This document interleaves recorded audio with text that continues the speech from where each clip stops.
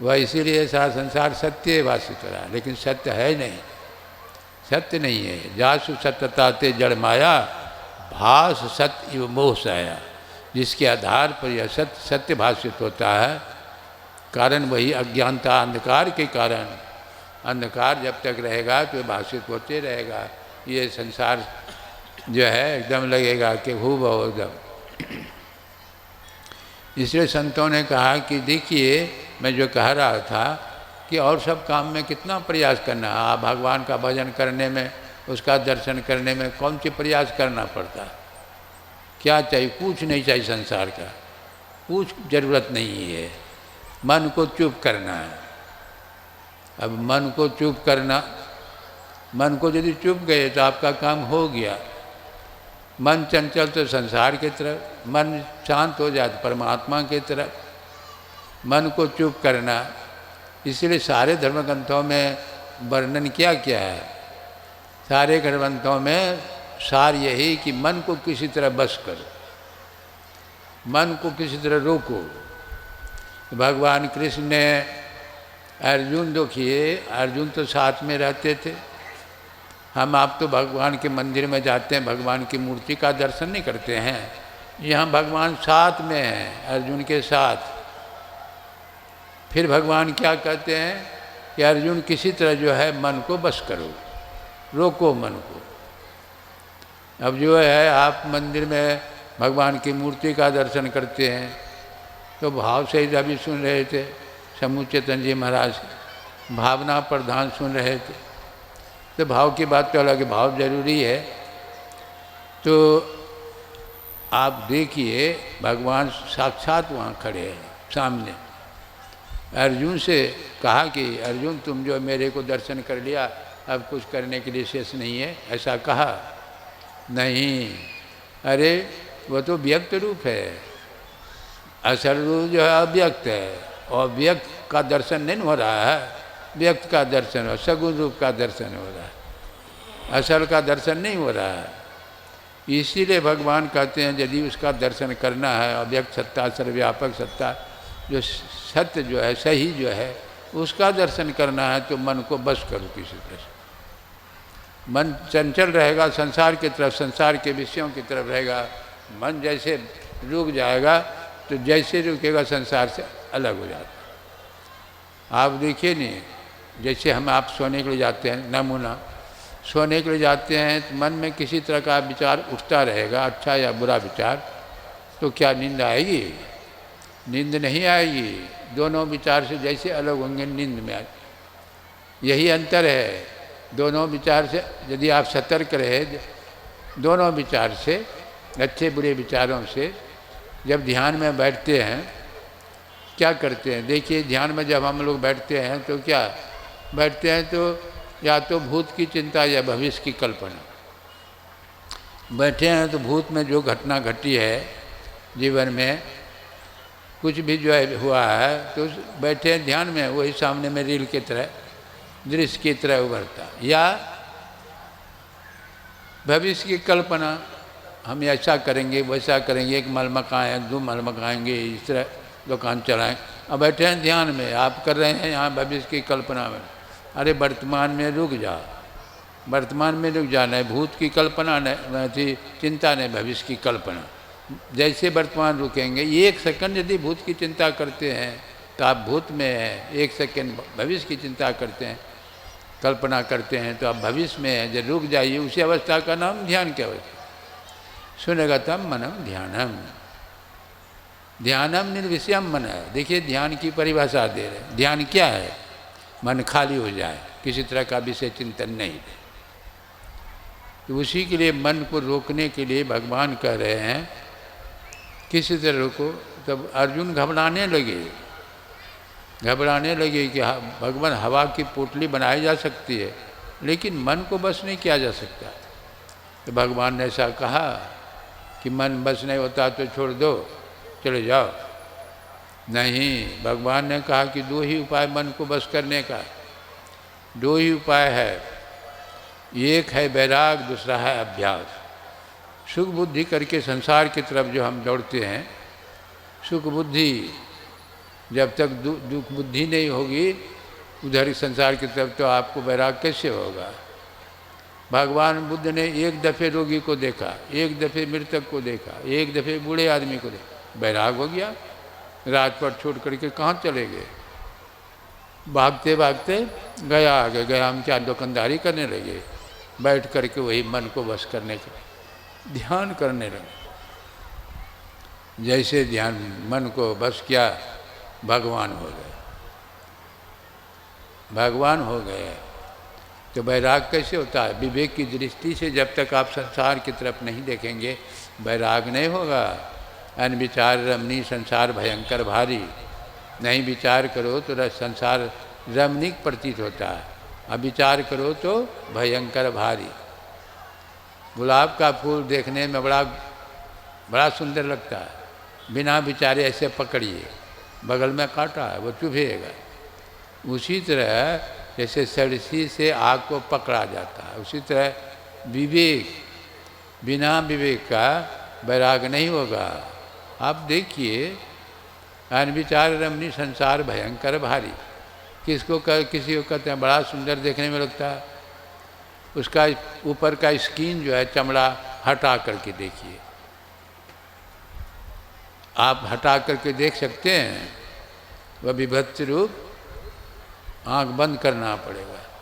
चमड़ा है, कहते हैं देख कर मत भूलना, बाहर की सफाई पर वर्क सोने की लगी है गोबर की मिठाई, गोबर की मिठाई पर वो सोने का अर्क लगता है, वो अर्क दिखाई पड़ता है, गोबर नहीं दिखाई पड़ता। उसी तरह चमड़ा क्या है, वो अब अर्क है। लेकिन आप देखिए, जा शरीर माई तू अनेक सुख मानी रहो, ताई तू विचार यहाँ में कौन बात भली है, मेद मज्जा मांस रग रग में रक्त परो, पेटों पिटारी में ठौर ठौर मली है, हाड़न के नयन ना हाड़न के मुख बनो, हाथ पाँव सू सब हाड़न की नली है, सुंदर देख जन भूलो कोई, भीतर भंगार भरी ऊपर से कली है। देखिए है कि नहीं, पैखाना बनाने का कारखाना कहीं बाहर में है, यही शरीर है, यही शरीर है। पैखाना कमरे में आपको बैठा दिया जाए तो कितना देर आप रहेंगे, लेकिन जीव तो बहुत दिन से रह रहा है इसी में, रहते रहते घट्टा पड़ गया। आप देखिए जैसा जैसे कोई झुग्गी झोपड़ी में लोग रहते हैं न, उस जगह वातावरण में जाइएगा देखिएगा दुर्गंध दूसरे ढंग का, आपको नाक नहीं दिया जाएगा। लेकिन जो रहता है उस जगह रहते रहते उसको भाने नहीं होता है कि दुर्गंध हो। एक राजा ने महात्मा से कहा कि महाराज जरा सा हमारे चरण रस से महल को पवित्र करने का कृपा किया जाए। तो महात्मा कहते नहीं नहीं, मैं आपके महल वहाँ नहीं जाऊँगा। क्यों? क्या मैंने दुर्गंध निकल रही है, महल से तो दुर्गंध निकल रही है। राजा सोचने लगे कि महात्मा जी की बात उल्टी है सब, वहाँ रोज़ दिन इत्र फुले सेंट सब छिटा जाता है और इनको दुर्गंध लगती है। तो मन की बात जानने वाले महात्मा कहते हैं कि राजन चला जाए, आगे आगे महात्मा पीछे राजा, जाते जाते कैसे नगर के पास गांव के पास पहुँचे जहाँ हर घर में चमड़े का कारबार होता है, चमड़े का। उसी जगह महात्मा जी खड़े हो गए। थोड़ी देर के बाद राजा कहते हैं कि महाराज चला जाए। कहा क्यों? बड़ी दुर्गंध आ रही है। चमड़े का कारोबार हुआ तो दुर्गंध, उधर से हवा आ रही, बड़ी दुर्गंध आ रही। कहा तुम्ही को दुर्गंध लग रही है? वहाँ देखते हैं बहुत लोग इधर उधर खेल रहे हैं, खा रहे हैं, बच्चे सब, उन लोगों को दुर्गंध नहीं लगती है। कहा वो लोग तो रहते रहते अभ्यस्त नहीं हो गए हैं। तब महात्मा जी कहते हैं अरे तुम जो महल में, तुम्हारे महल में विषयों की दुर्गंध आ रही है, तुम तो रहते रहते अभ्यस्त नहीं हो गए, पता नहीं चलता। जैसे अभी तुम्हारा नाक फट रहा है ना, वैसे मैं जाऊंगा तो नाक फटेगा, नहीं जाऊंगा। मतलब क्या हुआ? बैराग ऐसे नहीं होता है। आप हॉस्पिटल जाते हैं तो उस समय देखिएगा, दृश्य देखिए कैसा लगता है। हॉस्पिटल में रहने वाले जो है बहुत तरह के पेशेंट जो रहते हैं उससे सुनिए तो उस समय भगवान एक ज़्यादा याद करते हैं, किसी तरह भगवान अच्छी हो जाए, स्वस्थ होकर के लौट जाए। मैंने हमेशा इसलिए कबीर साहब ने क्या कहा, दुख में सुमिरन ना करे, सुख में किया याद। मैंने सुख में सुमिरन ना किया, दुख में किया याद। कह कबीरता दास को कौन सुने फरियाद। दुख में सुमिरन सब करे, सुख में करे न कोई। और जो दुख में सुख में सुमिरन करे, दुख काहे को हो। सुख में सुमिरन करेगा दुख भी नहीं करेगा। दुख होता है तो बाप बाप चिल्लाते हैं, भगवान नहीं जानते हैं। दुख में सुमिरन मैंने कहते हैं, सुख में सुमिरन ना किया, दुख में किया याद। कह कबीरता दास को कौन सुने फरियाद। भगवान नहीं जानते हैं कि सुख था तो आदि नहीं करता, अभी जो है बाप बाप चिल्ला रहा है।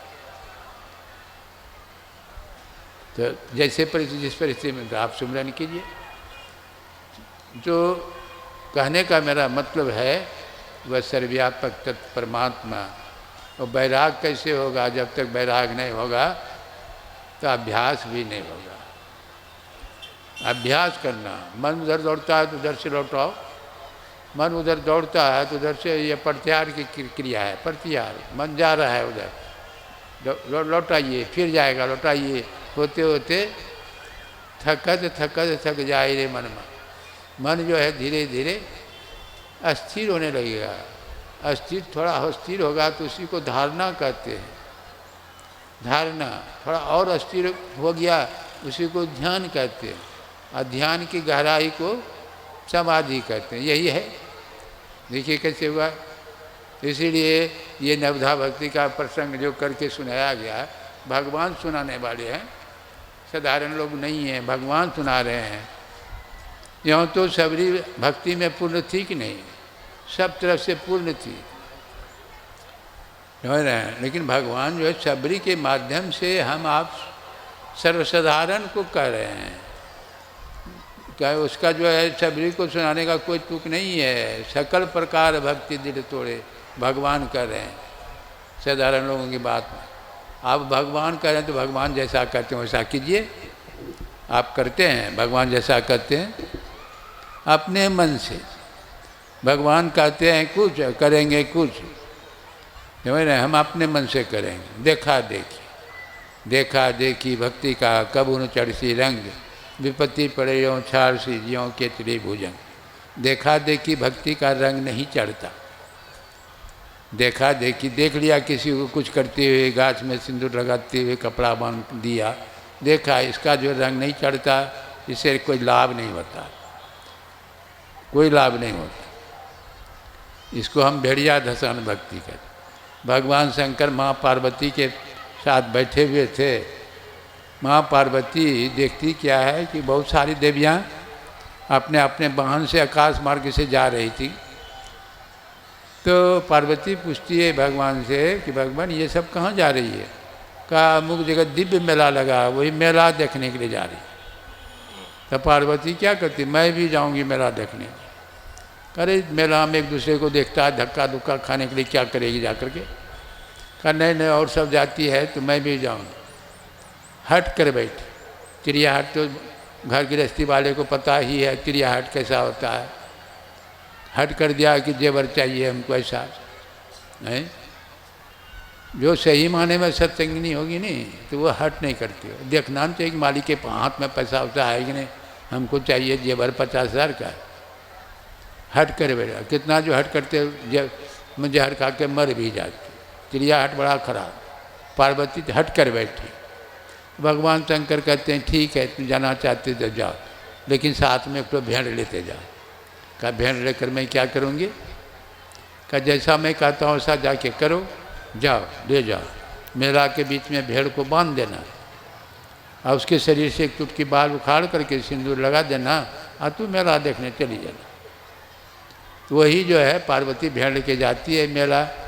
मेला के बीच में सारी देवियाँ सब जो मेला में थी चारों तरफ से घेर करके देखने लगी। पार्वती भेड़ लेकर के आई ही मेला देखने के लिए। तो पार्वती करती क्या, शरीर से एक चुटकी बाल उखाड़ लिया, सिंदूर लगा दिया और चली गई मेला देखने के। तो सारी देवियाँ जो खड़ी थी नहीं तो वो सोचने लगी कि यह भी पूजा का कोई ढंग है। सब एक एक चुटकी बाल उखाड़े और सिंदूर लगावे, एक चुटकी बाल उखाड़े, सारा शरीर का बाल उखड़ गया, सारा शरीर लाल ही लाल। तो पार्वती जब उधर से आती है, देखती है सारा शरीर एकदम लाल ही लाल, तो भेड़ लेकर के भगवान के पास आती है। भगवान क्या करते हैं, समझ गई का क्या, अरे इसी का नाम है भेड़िया धसान भक्ति। भेड़िया धसान भक्ति से काम चलने वाला नहीं है, भगवान जैसा कहते हैं वैसा करो। तो आप जो है अभी सुन रहे हैं, भगवान तो प्रथम क्या कहा है, जाओ सत्संग में, प्रथम भक्ति, ये भक्ति का शुरुआत है, प्रारंभ है। कहिए प्रथम भक्ति संतन कर संगा, मैंने संत महात्माओं का संग करो, ये प्रथम भक्ति प्रथम से निकाला है। अब कुछ करने के पहले पहले सत्संग में जाओ, जहाँ भी सत्संग हो सुनो समझो, समझ रहे हैं। और दूसरे नंबर की भक्ति, दूसरी सीढ़ी क्या है, वही कथा प्रसंग जो सुन रहे हैं। कथा प्रसंग सुनने के ढंग से सुनेंगे तब, सुनने का ढंग कैसा होता है, भगवान क्या कहते हैं, जब मेरा गुणगान होता है तो जो सुनने वाले हैं ना, कौन ऊंचे दर्जे के सुनने वाले, मम गुण गावत पुलक शरीरा गद गद गिरा नयन निरा, मेरा गुणगान करने वाला जो सुनता है उसके नेत्रों से अश्रु की धारा बहने लगती है, सारा शरीर रोमांचित हो जाता है। अब देखिए कैसे सुनने वाले, यहाँ के आयोजकों ने थोड़ा कहा कि थोड़ा खींचना है, मैंने इसीलिए हम थोड़ा बढ़ा रहे हैं, आप लोगों को अति नहीं होना चाहिए, थोड़ा सा कुछ कमी है अति में नहीं है, ठीक है नहीं। तो वही अब देखिए थोड़ा सा उपसंहार हम कर रहे हैं। तो तीसरी भक्ति गुरुपद पंकज सेवा, जो जिससे ज्ञान हासिल करना लेना है तो उसकी सेवा भी करो। चौथी भक्ति क्या है, परमात्मा का गुणगान करो। चौथी भक्ति में हम गुणगान कर है निष्कपट, मैंने निष्कपट होकर के, कपटपूर्ण भक्ति में पसंद नहीं है।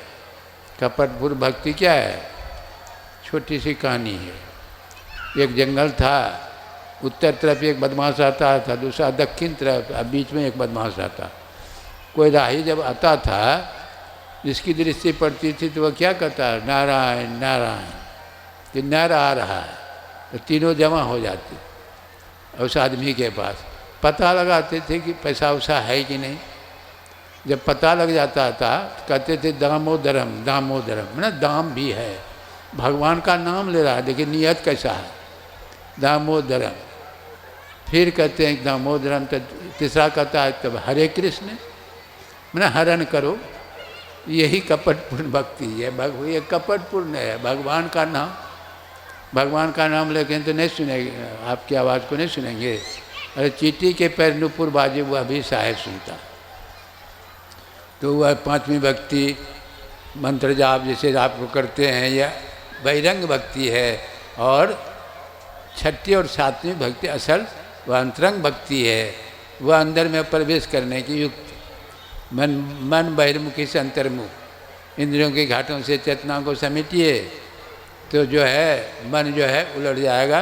मन उल्टे तो सूरत कहावे, उलट करके परमात्मा की तरफ। वही छठी भक्ति है। और सातवीं भक्ति आवाज़, और परमात्मा की आवाज़ जो सुनेगा तो क्या बनेगा, चोर की आवाज़ को सुनते सुनते चोर बन जाता है कि नहीं, शराबी का, पॉकेट मार का, डॉक्टर का, जो जिसका आवाज़ सुनता है वही बन जाता है। परमात्मा की आवाज़ सुनेगा तो कौन बने, क्या बनेगा, परमात्मा ही बनेगा और कुछ नहीं बनेगा। और जीव जब भी बनेगा वो परमात्मा ही बनेगा, दूसरा कुछ नहीं बन सकता। अरे आप देखिए, पत्थर जो है आप जल में डाल दीजिए तो जल हो बन जाएगा, जल नहीं बनेगा, वो विजाती है। पत्थर ठोस है, जल तरल है, विजाती पदार्थ है। विजाती पदार्थ मिलने का, और ये जीव जो है और परमात्मा सो जाती है। ये जैसा परमात्मा वैसा जीव, तो ये जीव मिल करके परमात्मा बन जाता। परमात्मा जानत तुम्हें तुम्हें हो जाए, परमात्मा बन गया, सारा दुख झड़ गया, समाप्त हो गया। तो ये ज्ञान यज्ञ का समापन मेला ये ज्ञान यज्ञ है। सारे यज्ञों से ये ज्ञान यज्ञ को श्रेष्ठ कहा गया है। श्रेष्ठ हमारी बात नहीं है, भगवान कृष्ण ने इसकी जो है प्रशंसा की है। श्रेयान धर्म यज्ञात ज्ञान यज्ञम प्रमतप। धर्म यज्ञ से ज्ञान में यज्ञ श्रेष्ठ होता है। यहाँ के लोगों ने जिस श्रद्धा प्रेम से इस यज्ञ को सफल बनाने में रात दिन एड़ी चोटी का पसाना किया, सबको मैं पहले पहले इन्हीं लोगों को धन्यवाद देता हूँ। आप लोग आए यज्ञ को सफल बनाने में, आप लोगों का योगदान विशेष। नहीं आते तो यज्ञ सफल नहीं समझा जाता। इसलिए मैं सबों को धन्यवाद देता हूँ। गुरु महाराज से मैं प्रार्थना भी करता हूँ कि आपका यह जीवन और भावी जीवन सब मंगलमय हो। बोलिए श्री सद्गुरु महाराज।